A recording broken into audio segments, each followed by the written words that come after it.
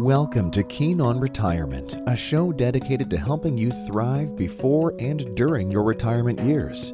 If you are looking to grow and protect your wealth and want to make the second half of your life the best half, then listen in as Wealth Advisor Bill Keen sorts through the key issues that you need to know in a lively and candid way.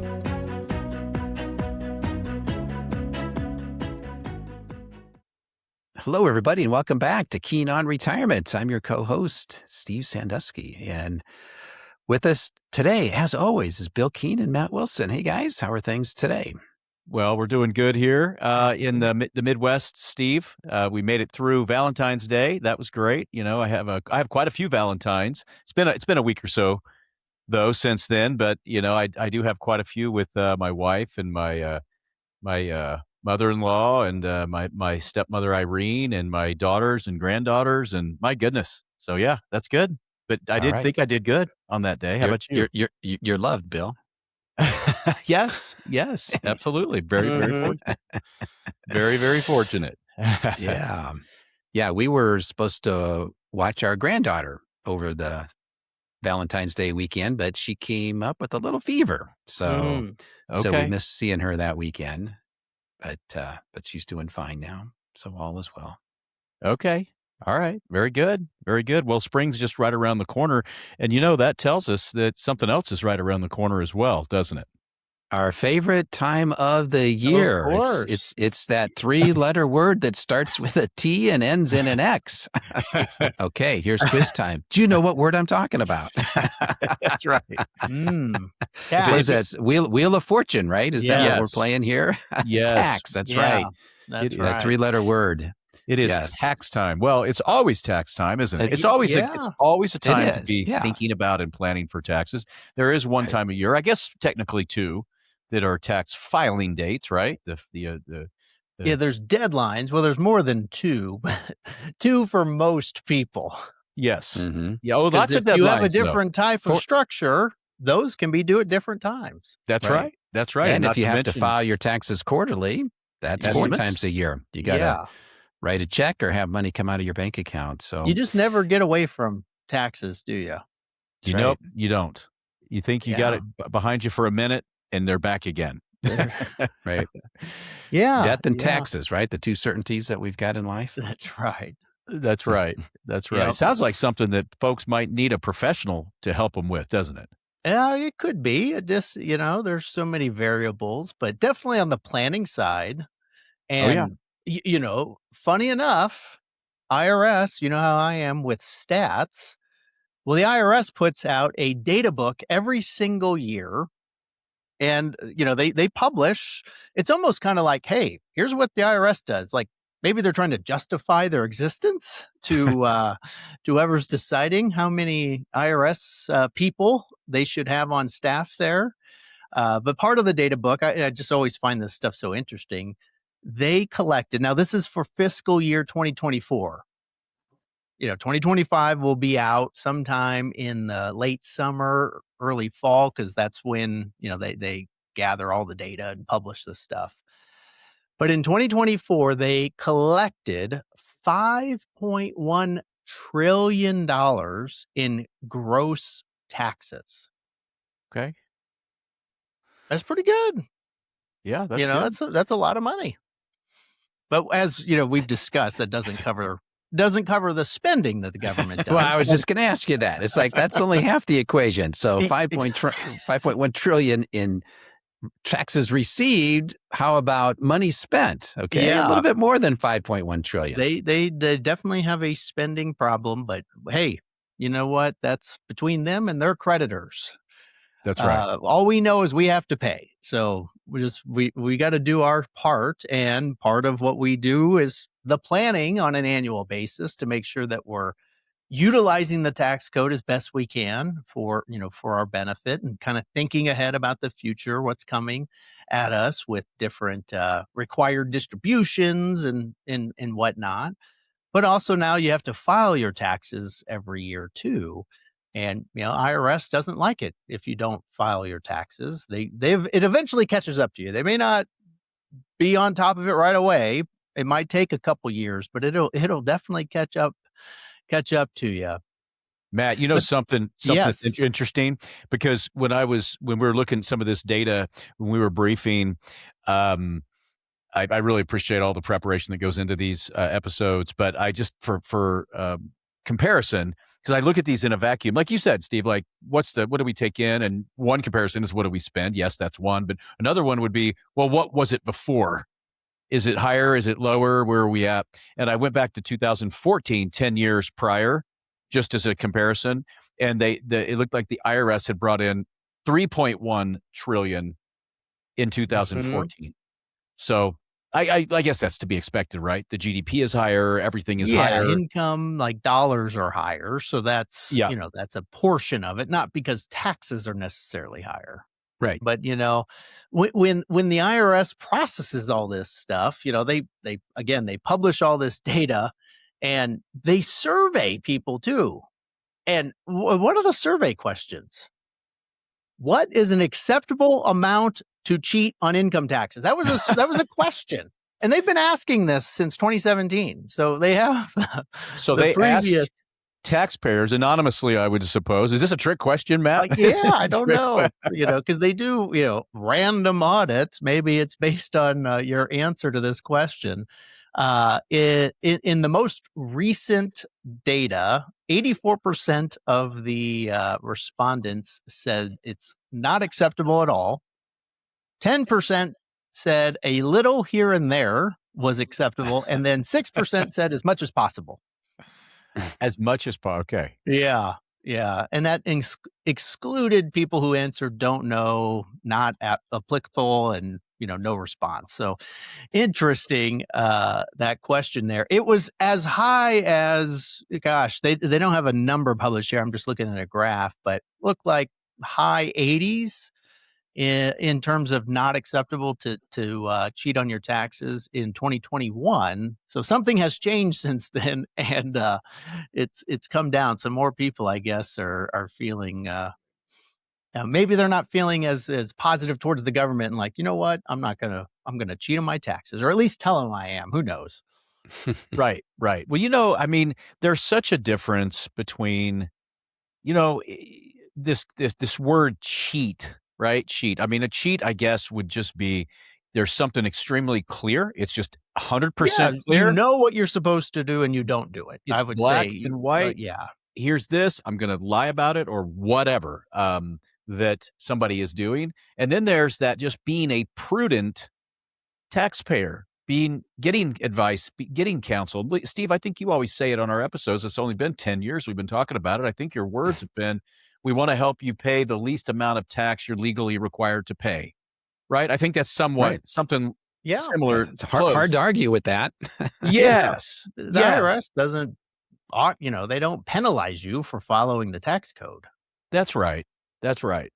So I'll tell you, it's so much easier to just do that and then not have to worry. Yeah. You don't have to look over your shoulder, Well, and do the right thing. Well, where some of it is maybe more complex is there's a lot of gray area in the tax code too, because there's so many different situations that they can't just spell out exactly what you do. And again, IRS survey, they said one of their, they had different kind of experience statements that they were ranking, and most taxpayers satisfied with the IRS, but fewer find tax laws procedures easy. So that was their takeaway of this survey question. So 93% said that tax prep software that they used was easy to use. Oh, good. Okay. But then on the flip side, 48%, I guess affirmative, it responded in the affirmative. I find it easy to stay up to date on tax laws and tax return procedures that I need to know. So that's the part that people, they're like, well, yes, I can follow the instructions with the software well enough, but I don't know what I don't know is basically what they're saying. Because the tax code is complicated, as I think, as we've pointed out. We have a lot of our episodes dedicated to talking about taxes because it's always changing too. It's not the same as it has been for 30 years. It's not not simple as much as maybe the government would like it to be. And well, we know it will never be simple because there's just so many different scenarios and structures and different things that they have to account for when they do that. So again, there's a lot going on with taxes, and the more you can understand, I think the better you're going to be prepared to file your taxes, but also at least pay the least amount that you're required to pay. That's right. Well, a couple of things in there. So tax laws changed some years ago, and now the vast majority of tax filers file the 1040 and they don't itemize their deductions. That's right. And so what is it like? We think it's over 90% of people. I mean, it's a huge number. 95 maybe, but again, I'm not positive the exact number there. Yeah. Yeah. Well, it's over $30,000 for a married couple, right, Matt? The bar is very high to itemize. Yeah. To have those deductions. Yeah. So, but maybe that'll change now that the SALT thing got increased. So instead of having your state and local taxes capped at 10,000, now I think it's 40,000 subject to some income limits there. So that may allow more people to actually itemize their deductions. So maybe that'll go up a little bit. But yeah, for the typical person, it seems like things maybe have gotten a little less complicated rather than more. But then of course, if you're retired, like a lot of the folks that are listening to this, we've got different types of, so if you're getting income, you're getting Social Security, is that taxed, not taxed? We've got charitable contributions that you're making, QCDs, we've got required minimum distributions, so we've got all these other things that are happening there as well. And so there, as you mentioned earlier, Matt, there is a difference between tax preparation and tax planning. And so tax preparation happens, typically one time a year, maybe twice if you're doing an extension, but then tax planning should happen year round. And that's where guys like you come into play, is making sure that we're looking at things throughout the year and taking full advantage of the opportunities as they arise, because many of those opportunities come with deadlines, and we got to make sure that we don't miss those deadlines. That's right. And, another as part of the increase in everyone getting connected via the internet and the rise of social media platforms, there's a lot of bad advice. And so I think that adds to the confusion, depending on how plugged into some of that stuff you are, because there are people online who can say whatever they want and there's no consequences. And so they talk about strategies that make no sense and have really no basis. They're not CPAs, and they don't know your personal situation. They're just talking and trying to get people to engage with them. And they want things to sound better than they should. A lot of things that we get sent to us from time to time are about this, esoteric tax code, and this is what the wealthy have done, and use this tax code to get rich. And it's just like, well, what is it? And it ends up being a sales pitch for some, life insurance product, is what it ends up being. And it's just like, well, I would argue that that's not how the wealthy got wealthy. And this doesn't make sense for you anyway, but hey, whatever. So wait a minute, Matt. Are you telling me that these 3 finfluencers on TikTok that I follow, that they're giving me bad advice? Is that what you're saying? They could be giving you good advice if it applies to you, but again, they're always take everything you read online with a grain of salt, and definitely consider the source, because there's that too. Yeah. You have to understand these things. So a couple of things. I want to go back for a second about our tax receipts as a percentage GDP. I did look it up here. Yes. Yeah. For the past 75 years, it's been between basically 15% and 20%. Okay. Right now, I think it's about 17.5-ish percent. So 15 to 20%. And it oscillates up and down over time. So just to kind of clear the air on that one. Interesting. Yeah. Yeah. And then the other thing, so as we're talking about tax preparation, there's been a lot of news in the financial arena that the 3 of us pay a lot of attention to. A lot of the listeners may not be paying attention to it, but we do, where with artificial intelligence, there's some new systems coming out that will dramatically reduce the human need to manually prepare tax returns. And so that's something that we're definitely watching out for. And, the three of us, everyone in our profession, we spend a lot of time thinking about technology and AI and where is all of this leading and what does it mean? And, this may be a whole nother conversation, but just to kind of throw a little thought out there is the good news, I think, for each of you listening, when you work with financial professionals, the fact that we've got all this technology, we've got all this AI stuff that's happening is actually good news in the sense that it enables financial advisors to really focus more of their time on the stuff that really adds value to you as a client, in that we can use the technology to do some of the stuff that might normally have taken a lot of humans a lot of time to do, but didn't add a lot of value. And now we can have technology that does a lot of that preparation, which frees up the advisors and their team to really spend more time on the high level planning pieces that really add value. So we talked earlier about tax preparation versus tax planning.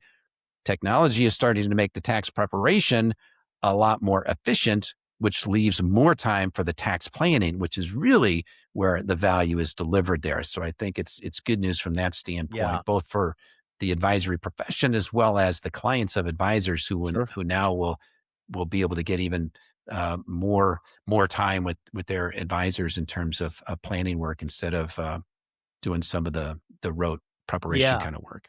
Well, and along those lines, there is some definitely benefits with what technology, AI, whether it's working with a professional like us, or maybe you're filing your taxes yourself, and it's just going to get simpler and simpler because of these tools.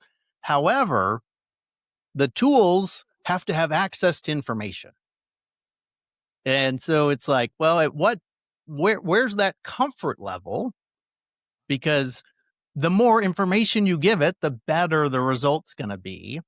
And in some of these cases, because there are forms that you get 1099 forms. If you're working, you get a W-2. If you're, working as an employee, if you're on Social Security, you get a form for Social Security payments, IRA distributions. You get forms, interest forms, dividend, all those things. Do we get forms, Matt? You get forms, and those forms are also reported to the IRS. So there's checks and balances there. So again, like back to my earlier comment, if you don't file your taxes, that's one of the ways they know is they're trying to match those up.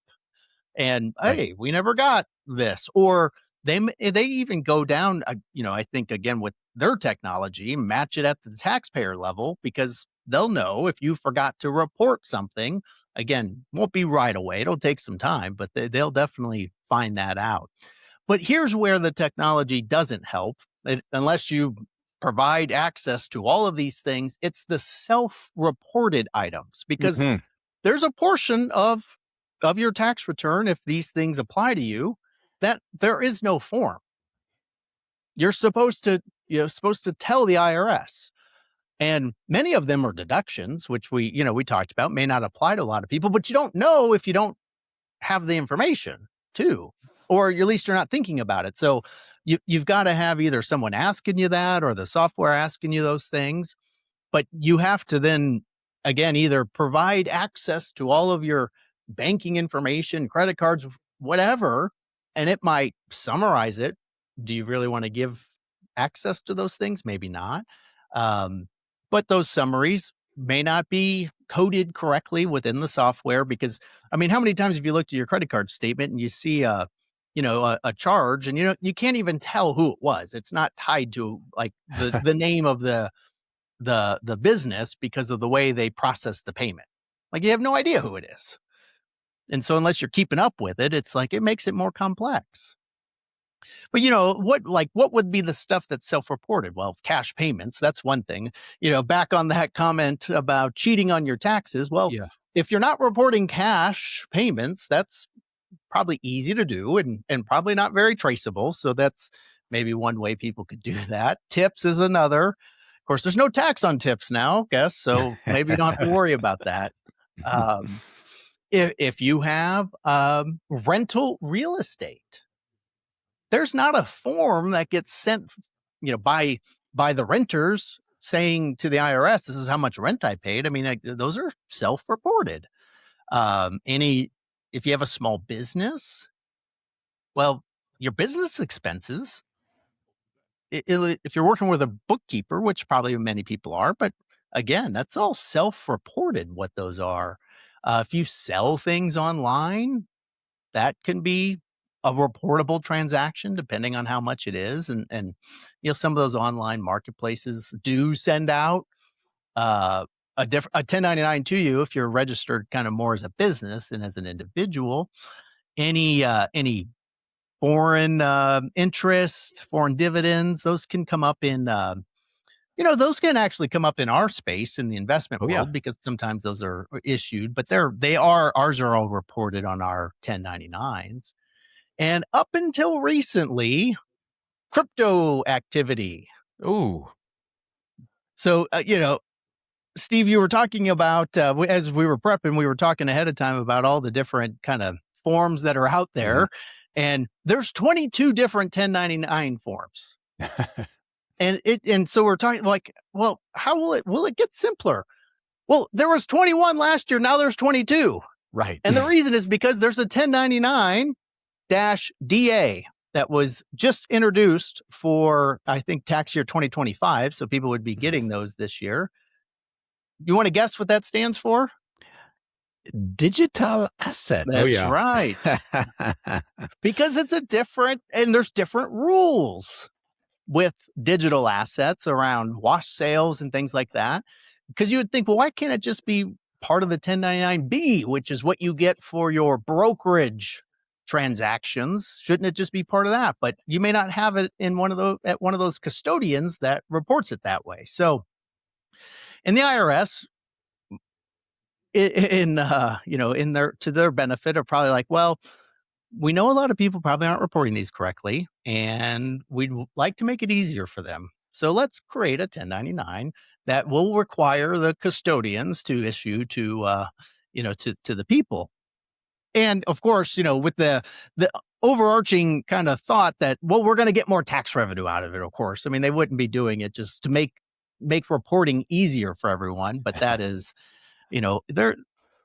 that is a way to think about it. Like, because if you do, as most people want to report their taxes correctly, the forms do make it easier. Sure, because but again, there's so many things that are self-reported. Like almost any deduction, charitable giving is self-reported. Medical expenses. If you have a home office, that seems to be a common thing that gets brought up. If you're paying for different types of caregiving for parents or a spouse or things like that. So, again, you got to keep track of all that stuff. Maybe it'll be easier over time as maybe comfort levels people get more used to technology and maybe AI. But yeah, there's definitely, I know with some of our client base, kind of like, it just, you open yourself up to it. And especially, I think in the early stages of where we are in AI, I'd still say it's early, even though it's moving very quickly. There's been issues with AI and people giving access to certain things that have now then gotten, I wouldn't say hacked, but it was more so of just, it ended up being a cybersecurity issue because it became more public or available to the public more so than they thought. And that can create a lot of problems for people. So even things to be thinking of for sure. Yeah, even something as simple as letting AI take notes. I've shared them on the program before that my daughter is a doctor, family practice physician, Dr. Keene. I'm so, extremely proud of her, and awesome to have doctor in the family. But and then we have other physicians too that we work with quite often across the board.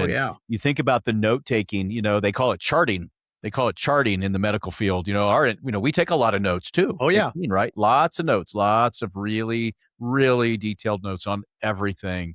But I saw a situation recently in the medical field where they have this software and you got to get the patient's approval. And they claim that it's closed. It's a closed network. So this information is not going to get fed into the bigger cosmos for AI learning purposes, as you mentioned a second ago. And it took down the entire notes, the residents were there, the interns were there. It did an incredible job taking the notes, documented the entire meeting with this patient. And one of the residents noticed that the AI took down a drug that sounded exactly like another drug, but if they wouldn't have caught that, could have been deadly to the patient.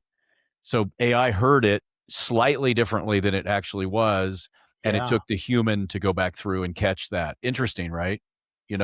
So anyway, it doesn't preclude that there's a lot of power in the technology. It's just, stuff can be severe if you don't have the human looking over your shoulder, I think.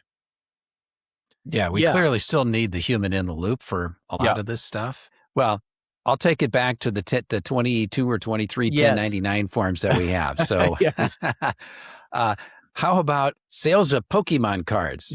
How do we report that? And I bring that up because Pokemon cards have been in the news here lately. So Logan Paul, some people may know that person. I think he's some kind of fighter, boxer, kickboxer, something like that. Whatever. Influencer. Yeah. Well, he bought a Pokemon card a few years ago for like a little over $5 million. A Pokemon card, $5 million. Just sold it for $16.5 million. Man. Oh my God. And he enclosed it in a diamond encrusted necklace, but that was free.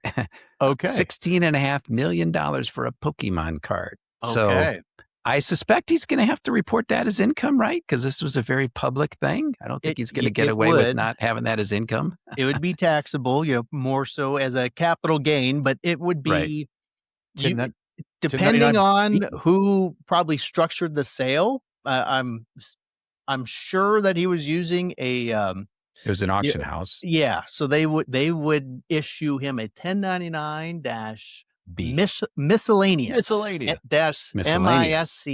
Okay. And that is non-employee income. So even though we use the word income, it's tax different than ordinary income, capital gain, but income all the same.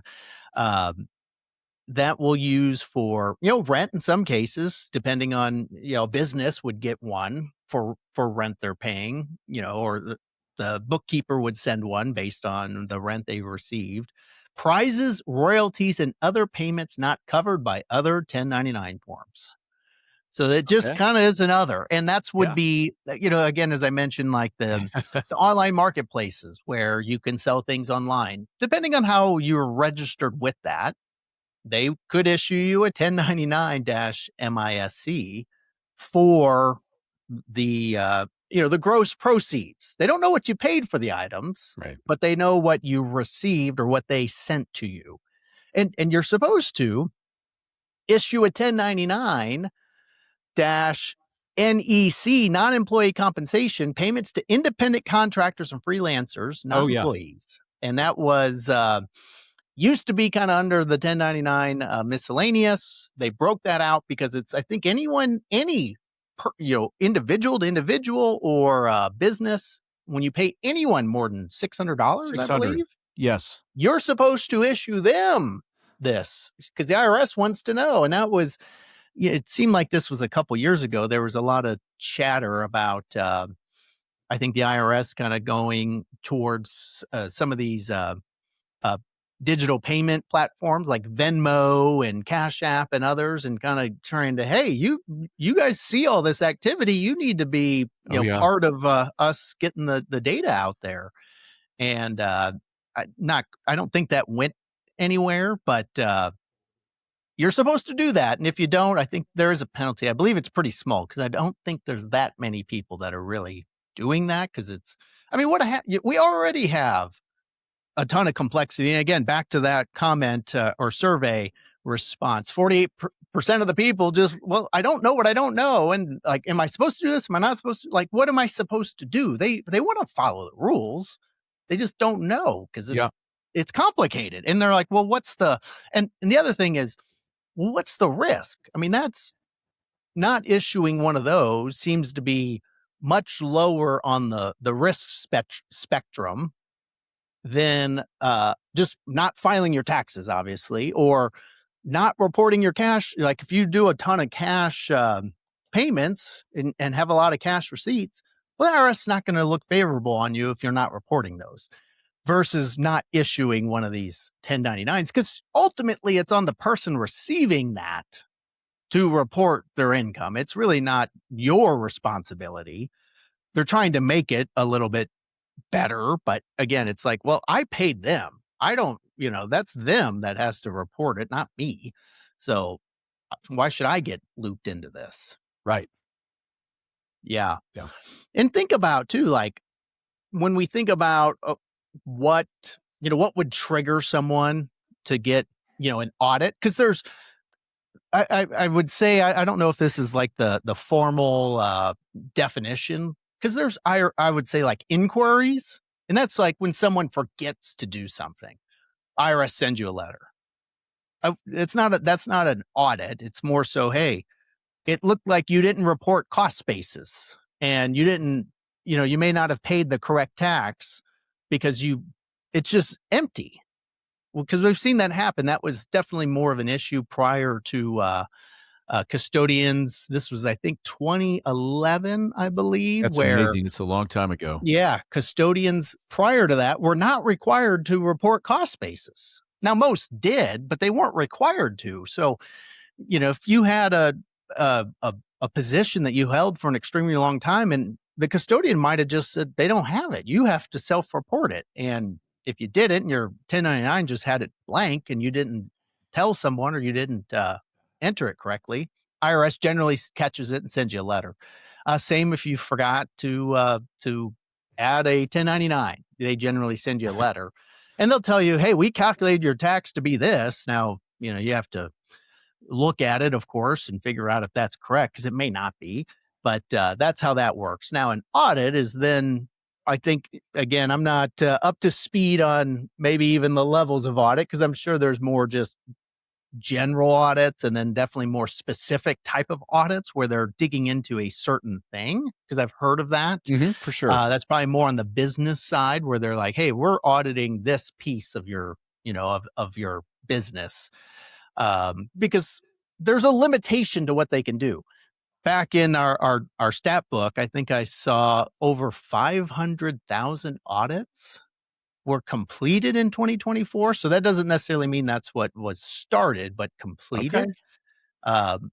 Which sounds, that's definitely a large number, but compared to the number of tax filers, not very many. Yeah, percentage-wise, it's small. I was just looking up the numbers here. So according to the IRS, about 0.4% of total individual returns get audited by the IRS. Yeah, individual. And that number, and that number jumps to 1% for filers who have incomes between 1 and 5 million. Sure. It jumps to 2.3% for filers who report total positive incomes between 5 to 10 million, and about 8% for filers who report positive income of 10 million or more.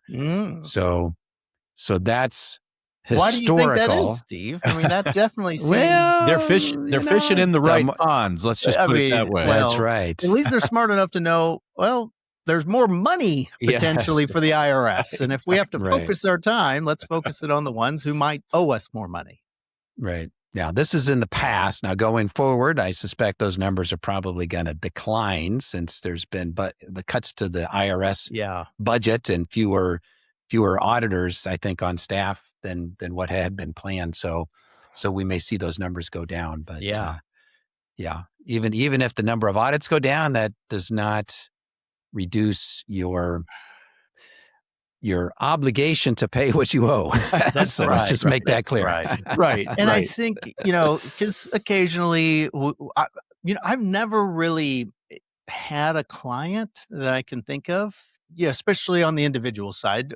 A business client may have had something that they routinely, I wouldn't say routinely, but just dealt with, and it didn't impact us or involve us. But I can't think of any of our clients that really have had like full-blown audits at the individual level. Occasionally they get these inquiries because they forgot something, but not, not. I think you'll see it, like to your point, I think you'll see a lot of, you get a letter saying, oh, we need you to confirm this thing here that didn't match.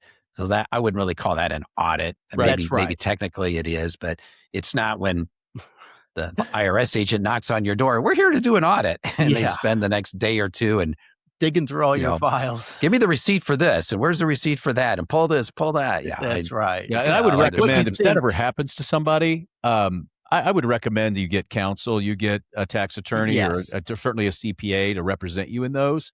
And it's not like if you haven't done anything, right? I mean, you followed the rules, but it would be worth it, in my opinion, to get the counsel to interface with the IRS so that you don't have to. And that's possible. You can get one power of attorney so you don't have to be sitting there with an agent getting caught up because it's not your language. It's not your specialty. You let a professional do it for you. So, hey, I hope we're not bringing this on anybody. We just shared all these years. We don't know of any real bad audits that have happened with our clients because everybody's got, it's relatively basic. And people are doing what they're supposed to be doing. I don't want to say it's totally basic because it's just not. There's not layers of with most of our retired clients, there's not layers of holding companies and stretching over into the different overseas and different entities that need to be pulled apart and looked at typically. Well, and I think too, when Steve, when you were mentioning those numbers on the different income levels and the percent probability of historical audits there, and I think even taking it a step further, whether this data exists, they probably even look at, well, how much tax do you pay relative to that reported income? That's right. Because if you're paying a 30% on that, if you had $10 million, whatever, effective rate, that would just be equivalent if you were just paying, ordinary income tax and all. I don't think they're going to audit you because they're going to look at it and be like, well, they're paying a huge portion of this in taxes. It's the ones who don't pay a lot of tax because there's potential where they could be doing something wrong, or we could be, missing something here, and we could get more tax revenue, of course. Or they have huge depreciation on real estate. Yeah. Well, hey, speaking of that, I mean, our listeners might be interested in hearing this. A lot of people ask us about alternative investments.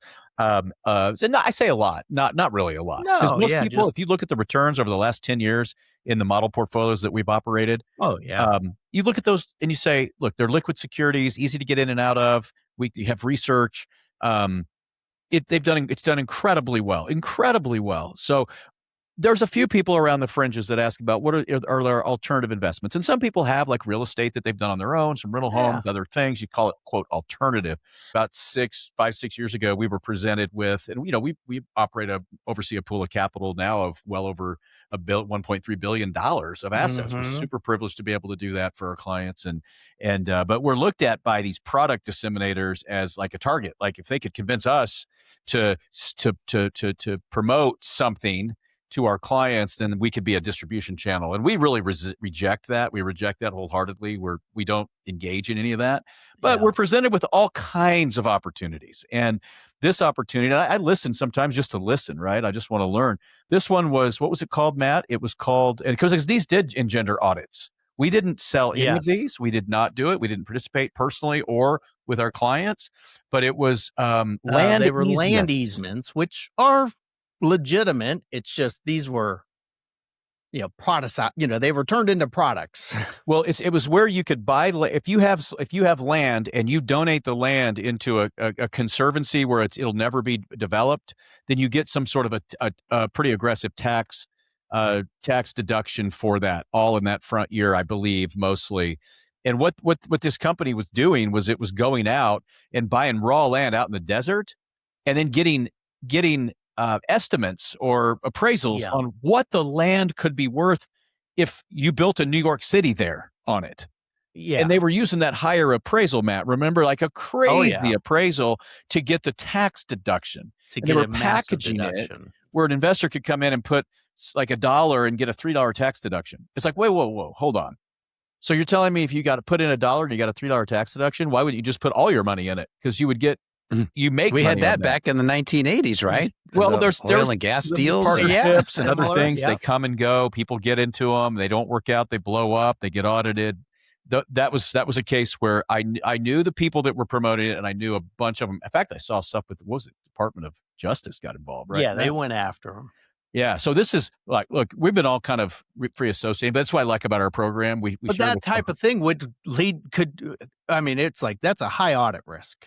Of course. And there you go. Yeah. That's why I went off on that, because that's totally different than what our normal clients are doing. But I think our program gives us a great format to chat about this stuff that otherwise never would have come out maybe in general to our listener base and viewers.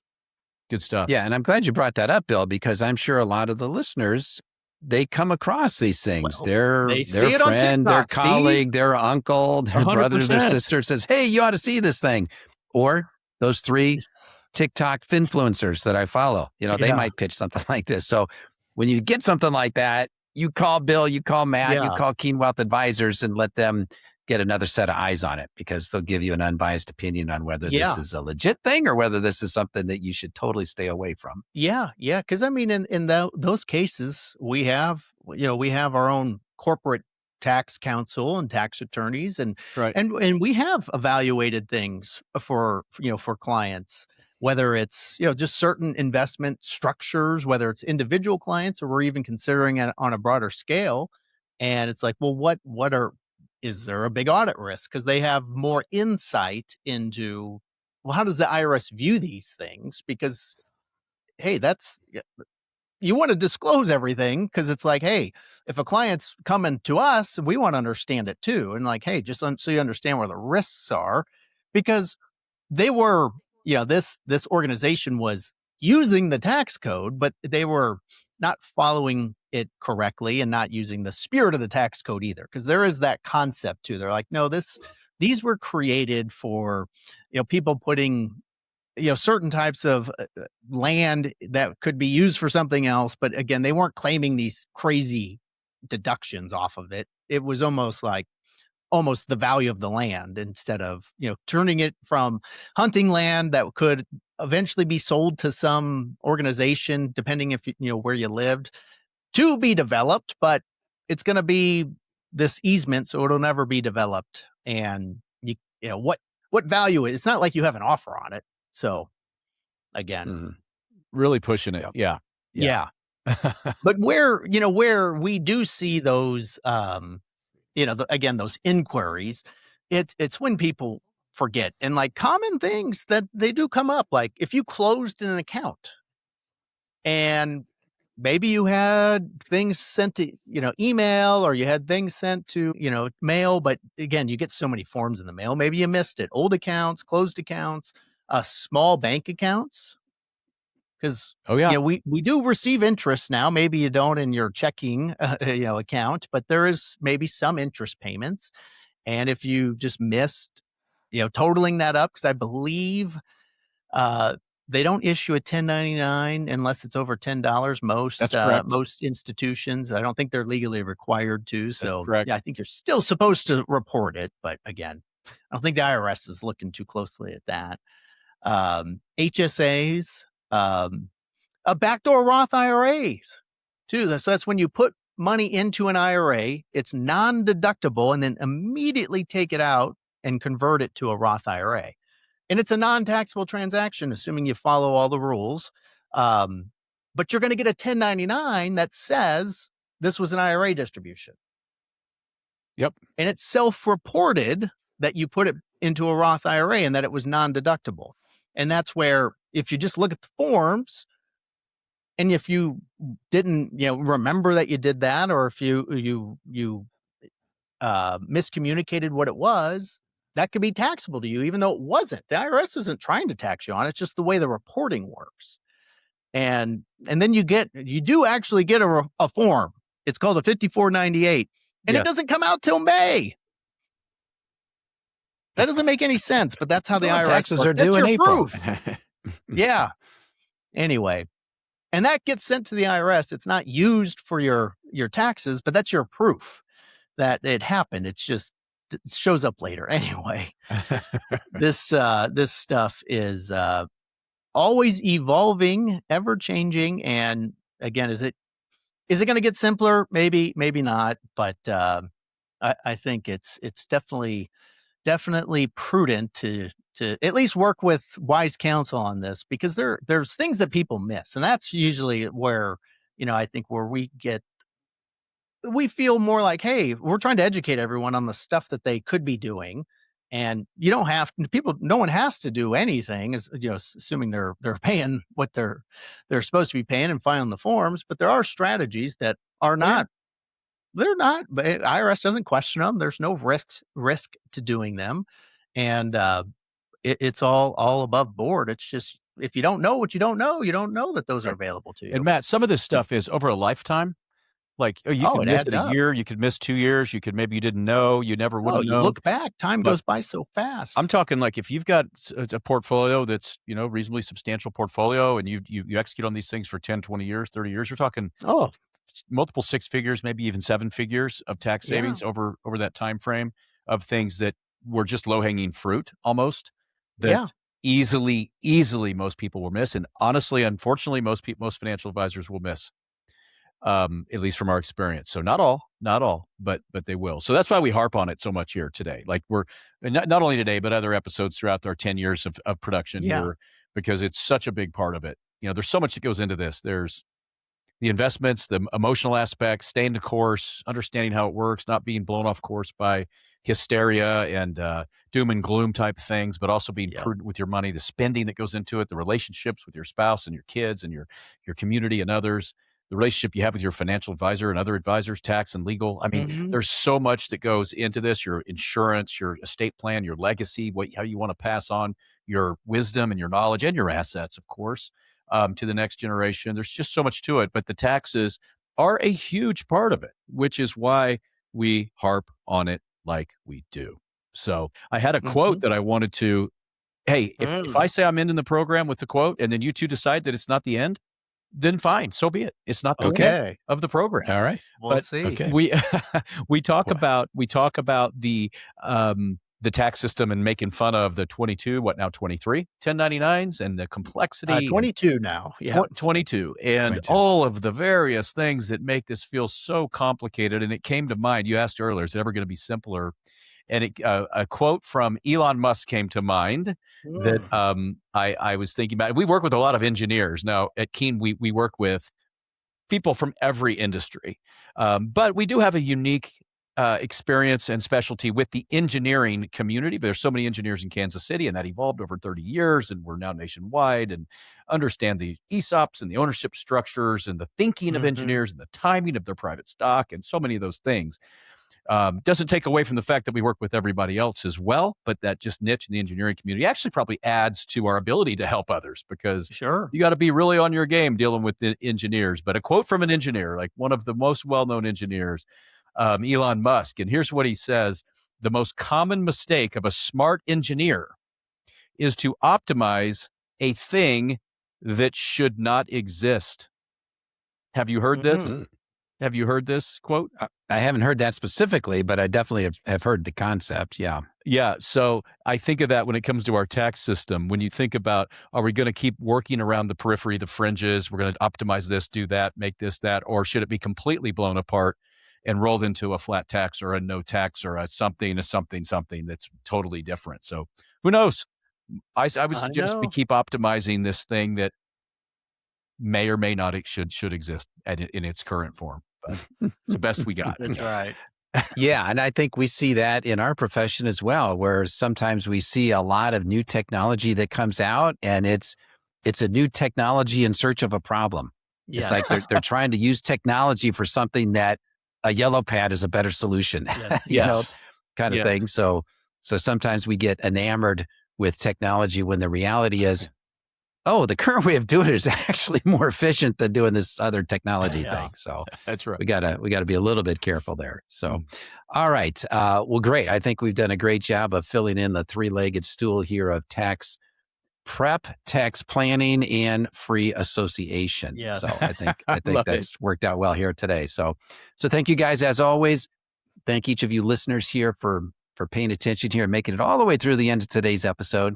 And if you like what you hear, please don't keep us a secret. Make sure you tell your friends and colleagues about the podcast here. And we're also on YouTube, as I think many of you know. So make sure you subscribe to the YouTube channel And if you have any questions, comments, if you want your questions to get on the air, go ahead and reach out to us at Keen Wealth Advisors. And you too could be a podcast and celebrity star when we answer your questions. So appreciate everyone's support here.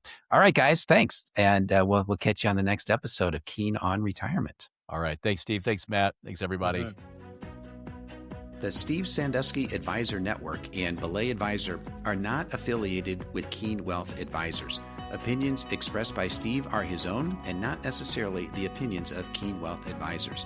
Keen Wealth Advisors is an SEC-registered investment advisor. Advisory services are only offered to clients or prospective clients where Keen Wealth Advisors and its representatives are properly licensed or exempt from licensure. The contents of this podcast are intended for the residents of the United States of America. No advice may be rendered by Keen Wealth Advisors unless a client service agreement is in place. This program is intended for informational purposes only and should not be construed as advice on or a recommendation of any particular investment, strategy, or as tax or legal advice for your specific situation.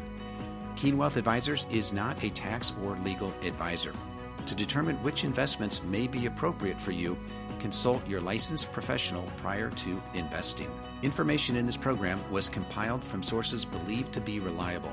Due to the constant state of data changing, we do not guarantee the timeliness or the accuracy of the information provided. Our views or opinions at the time you are listening to the podcast may be different than they were when the podcast was recorded. Past performance is no guarantee of future results. Any indices referenced for comparison are unmanaged and cannot be invested into directly. Any prices that are referenced or market forecasts are as of the date stated and are not necessarily our opinions moving forward. As always, please remember, investing involves risk and possible loss of principal capital. This podcast is not allowed to be copied, distributed, published, or reproduced without permission from Keen Wealth Advisors.